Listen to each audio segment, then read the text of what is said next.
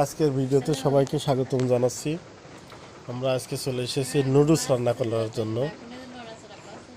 আপনারা এই পাশে দেখতে পাচ্ছেন যে আমরা এই পাশে কড়াই উঠাই দিয়েছি চুলোতে জাল জ্বালাই দিয়েছি। আমরা নুডলসটা সিদ্ধ করে আগেই নিয়েছি। এখন এখানে পেঁয়াজ আর মরিচটা দিয়ে একটু ভাজা ভাজার মতো করে নিচ্ছি।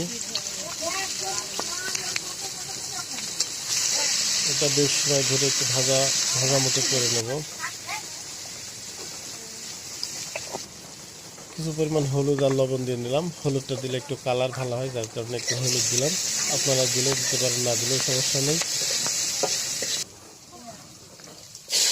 আমরা পেঁয়াজ আর মরিচটা বেশ সময় ধরে ভাজা হয়ে গেছে।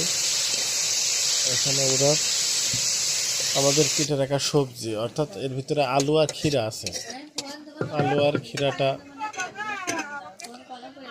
দিয়ে একটু ঢেকে রাখছি, তাহলে তাড়াতাড়ি সিদ্ধ হয়ে যাবে। আপনারা এখানে দেখতে পাচ্ছেন যে আমাদের সবজিটা প্রায় সিদ্ধ হওয়া ভালো চলে এসেছে।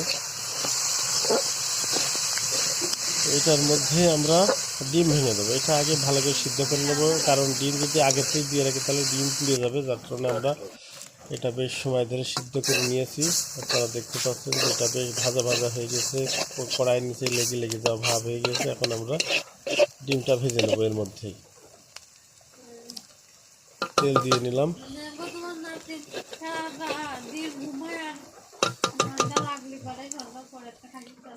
ডিমটা ভেঙে নিচ্ছি। ডিমটা ভেঙে নিয়ে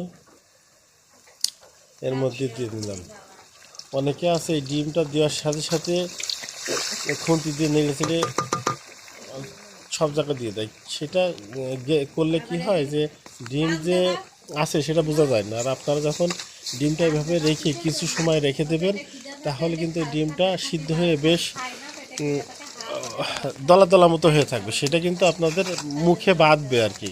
খাওয়ার সময় বুঝতে পারবেন যে আপনি এখন ডিম খাচ্ছেন। আর যদি আগে থেকেই নাড়াচাড়া করে দেন, সব সবজির সাথে মাখায় দেন, তাহলে কিন্তু সেটা আর বোঝা যায় না। এখন আপনারা লক্ষ্য করলে দেখবেন যে নিচের পাশ কিন্তু আমাদের সিদ্ধ হয়ে গেছে। এখন কিন্তু একেবারে গলে যাবে না, এই আস্তে আস্তে মতো গোল মতো হয়ে থাকবে এই সবজির সাথে যখন আমরা লাগাই দেবো। এই যে আপনারা এখানে লক্ষ্য করলে দেখতে পাচ্ছেন যে আমাদের রান্নায় কিন্তু আমরা যেটা সহজ পদ্ধতি আছে, আমরা সেইভাবে রান্না করার চেষ্টা করি। আরও কিছু পরিমাণ তেল দিয়ে নিলাম। আমাদের এটা ভাজা কমপ্লিট হয়ে গেছে। এখন আমরা নুডলসটা দেব। আমরা আস্তে আস্তে দিচ্ছি আর আস্তে আস্তে খুন্তি দিয়ে নাড়াচাড়া করছি। আপনারা এখানে দেখতে পাচ্ছেন যে আমাদের নুডলস কিন্তু দিচ্ছি, পর্যায়ক্রমে দিয়েই যাচ্ছি। আস্তে আস্তে নাড়াচাড়া করলে যে সবজিটা ছিল ভাজার, সেটা সব জায়গায় সমানভাবে যায়, যার কারণে আমরা একবারে দিই না, আস্তে আস্তে করে দিই আর নাড়াচাড়া করি। এখন দেখেন সব জায়গায় কিন্তু হলুদ মতো ভাব হয়নি, কিছুটা সাদা ভাব আছে, যার কারণে আমরা আরেকটু ভালো করে নাড়াচাড়া করে দেবো। আমাদের রান্না কিন্তু কমপ্লিট।